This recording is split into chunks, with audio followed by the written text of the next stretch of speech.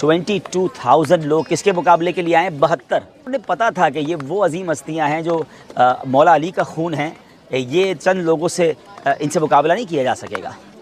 حضرت حر رضی اللہ تعالیٰ عنہ، اچھا آپ کی شان یہ ہے کہ دیکھا جائے تو آپ وہی تھے جنہوں نے امام حسین کو انٹرسیپٹ تو کیا، روکا تو صحیح، مگر دل میں محبت بہت تھی۔ نماز کا ٹائم ہوتا تھا تو وہ حضرت امام حسین کے پیچھے نماز پڑھتے تھے، اور امام حسین انہیں سمجھاتے بھی تھے، فرماتے بھی تھے کہ مجھے واپس جانے دو، کہ نہیں مجھے اجازت نہیں ہے آپ کو واپس چھوڑنے کی، مگر نرم رویہ تھا، بدتمیزی نہیں تھی، دل میں محبت بھی تھی۔ وہ کہتا میں کیا کروں، مجھے تو میرے ہیڈ نے بھیجا ہے۔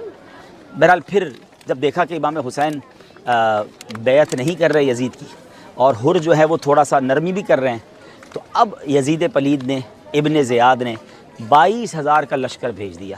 22,000 لوگ کس کے مقابلے کے لیے آئے؟ 72۔ انہیں پتہ تھا کہ یہ وہ عظیم ہستیاں ہیں جو مولا علی کا خون ہیں، یہ چند لوگوں سے ان سے مقابلہ نہیں کیا جا سکے گا۔ بہرحال اب جب 22,000 کا لشکر بھی آ گیا اور جنگ قریب ہو گئی شروع ہونے کے، امام حسین نے جب خطبہ دیا 10 محرم کو کہ لوگوں سوچو میں کون ہوں، میں کس کا نواسا ہوں، اور ایسا مت کرو میرے ساتھ، تم اللہ کے رسول کو کیا جواب دو گے؟ تو اب کیا ہوا ناظرین، حضرت حر کے دل کی دنیا بدل گئی۔ حضرت حر جو ہیں وہ ان کو بہت زیادہ کہتے ہیں تھر تھرانے لگے، کانپنے لگے۔ تو حضرت حر کے جو ساتھی تھے نا، وہ آپ کو پتہ کیا کہتا ہے، اے حر تم تو بڑے جوان مرد ہو، تم نے بڑے بڑے مارکے لڑے، یہ تمہیں کیا ہو گیا، کیوں ڈر رہے ہو؟ تو آپ نے بڑا تاریخی جملہ کہا کہ مجھے جنت نظر آ رہی ہے سامنے، اور تمہارے ساتھ کھڑا ہوں تو ایسا لگ رہا ہے مجھے دوزخ اپنی طرف کھینچ رہی ہے۔ مجھے ادھر مال ہے، ادھر شہرت ہے، ادھر اقتدار ہے، مگر سامنے مجھے امام حسین کے پاس جنت نظر آ رہی ہے۔ اور امام حسین نے اعلان بھی کچھ ایسا کیا تھا کہ ہے کوئی خاندان نبوت پر اپنی جان قربان کر دے۔ حضرت حر کے ساتھیوں نے روکنے کی کوشش کی، مگر حضرت حر نے فیصلہ کیا، اور وہ تاریخی فیصلہ کیا۔ ناظرین اس مومنٹ کو یاد کیجئے گا، میں کچھ آپ سے بات کرنا چاہتا ہوں۔ اس 1 منٹ کا جو فیصلہ تھا، وہ نہ کرتے فیصلہ، سوچتے ہی رہ جاتے، تو آج دنیا میں انہیں کوئی نہ پہچانتا۔ ہم 22,000 یزیدیوں میں کس کا نام پتہ ہے، کتنوں کا نام ہمیں پتہ ہے؟ آپ بھی دنیا میں کہیں چلے جاتے، اور اگر ہوتے تو شاید ایسا نہ ہوتا تو لوگ انہیں بھی ملامت کر رہے ہوتے۔ مگر حضرت حر کے دل نے فیصلہ کیا کہ نہیں، یہ دس از دا ٹائم آف ڈیسیشن۔ انہوں نے ڈیسیشن لیا اور گھوڑا دوڑایا، یزیدی لشکر سے نکلے اور حسینی لشکر میں آ گئے، اور امام حسین کے قدموں میں جا کر کہا کہ حضور پہلے تو مجھے معاف کیجئے، میں ہی وہ ہوں جس نے آپ کو روکا تھا، میں ہی وہ ہوں جس نے آپ کو تکلیف پہنچائی، مگر حضور اب کیا مجھے معافی مل سکتی ہے؟ امام حسین تو خاندان نبوت کے چشم و چراغ ہیں نا، نبی پاک کے نواسے ہیں، آپ نے فرمایا تمہیں معافی ہے۔ اب انہوں نے کہا حضور اجازت دیں، میں اب آپ کی طرف سے لڑوں گا۔ یہ عجیب منظر تھا کہ تھوڑی دیر پہلے جو یزیدی لشکر میں ہے تلواریں لیے کھڑے ہیں، اب انہی کے لشکر کا ایک سپاہی، بلکہ انہی کے لشکر کا ایک اہم سپاہی جنرل، اب وہ سامنے والی فوج کی طرف سے لڑنے آ رہا ہے۔ اور ایسا ہوا کہ اب لڑتے لڑتے لڑتے اب شہید ہو گئے۔ اللہ اکبر۔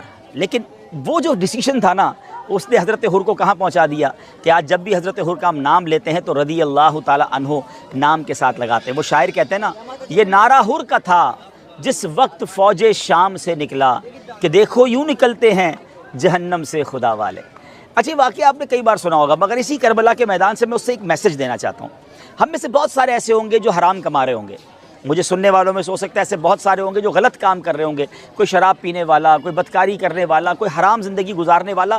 اچھا اسے پتہ بھی ہوتا ہے میں غلط کر رہا ہوں، اچھا سوچتا بھی رہتا ہے نہیں یار جھوٹ نہیں بولنا چاہیے، حرام نہیں کمانا چاہیے، سود کا کام نہیں کرنا چاہیے، شراب نہیں پینا چاہیے، غلط صحبتیں نہیں اپنانی چاہیے، غلط کام نہیں کرنا چاہیے، مگر فیصلہ نہیں کر رہا ہوتا، سوچ رہا ہوتا ہے ہاں ابھی چھوڑ دوں گا، رمضان میں چھوڑ دوں گا، کچھ عرصے بعد چھوڑ دوں گا۔ لیکن اسی کچھ عرصے بعد میں کرتے کرتے کئی لوگ دنیا سے چلے گئے۔ حضرت حر کا یہ واقعہ مجھے اور آپ کو جھنجھوڑ رہا ہے کہ دیر نہ کیجیے، ہمت کیجیے، نکلیے یزیدی کاموں سے۔ ہاں یزیدی کام ہی تو ہیں، یزید کے لشکر والے کیا کرتے تھے؟ شراب پیتے تھے، ناچ گانے، ڈھول تماشے، بے حیائیاں، بدکاریاں۔ نکلیے یزیدی کاموں سے، آئیے حسینی قافلے کی طرف۔ فیصلہ کرنا ہوگا، حرام روزی چھوڑنی ہوگی، برے کام چھوڑنے ہوں گے۔ یہ 1 منٹ کا ڈیسیشن جو ہے نا، آپ کو یزیدی کاموں سے نکال کر امام حسین کے قدموں میں لے آئے گا۔ کربلا کے میدان سے دیا ہوا یہ میسج امام حسین اور حضرت عباس کے دونوں مزارات کے درمیان میں کھڑے ہو کر جو میں پیغام دے رہا ہوں، اللہ کرے یہ دل میں اتر جائے میری بات، اللہ کرے کہ ہمیں ان کی باتوں سے ہمیں یہ فیضان مل جائے، ان فضاؤں سے ہمیں یہ فیضان مل جائے کہ ہم سب اب امام حسین کا روضہ ہمارے سامنے ہے۔ تو پیغام قبول کیجئے، زندگی میں تبدیلی لائیے، آئیے حسینی کاموں کی طرف۔ حسینی کام کیا ہے؟ نماز پڑھنا. کربلا کے میدان میں بھی تو نماز پڑھی تھی نا.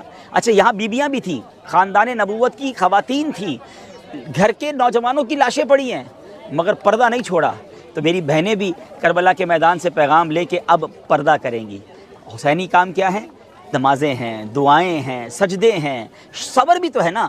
ہم میں سے بہت سارے اس وقت وہ ہوں گے جو کسی تکلیف میں ہوں گے, کوئی بیمار ہوگا, کوئی قرضے میں ہوگا, کسی کی فیملی پرابلمز ہوں گے, مگر شکوے ہیں, شکایات ہیں, اللہ کی بارگاہ میں کمپلینز ہیں.